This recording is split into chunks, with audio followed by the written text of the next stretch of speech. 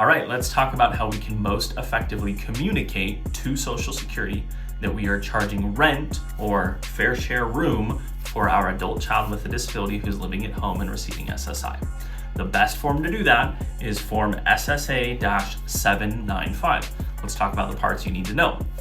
Name of wage earner, that's going to be your loved one with a disability or child. Name of person making statement, that's going to be you. Their social security number, and then relationship to wage earner. This could be parent or landlord or however you want to make that. Now this part is confusing because it's vague, it's just a big empty box. This is where you're going to outline the terms of the agreement.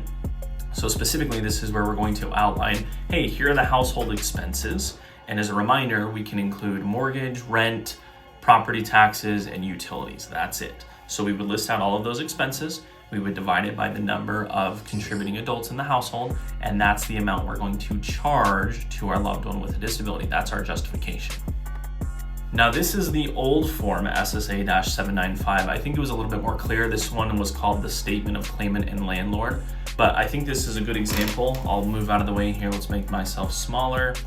This is kind of a good example that you can use to sort of understand how the more current document is outlined. But this is, again, where child's name, parent's name, I'm renting a room, parent's name, here's how much I'm charging, sign and date, those kinds of things.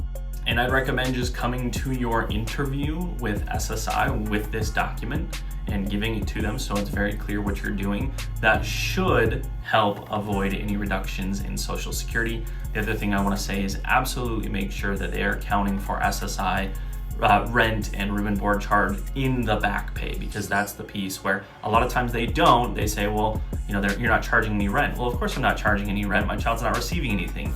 The second they do, I will be charging rent or room and board. So hopefully that helps you be more prepared going into the appointment with Social Security to make sure your child gets everything that they could and should.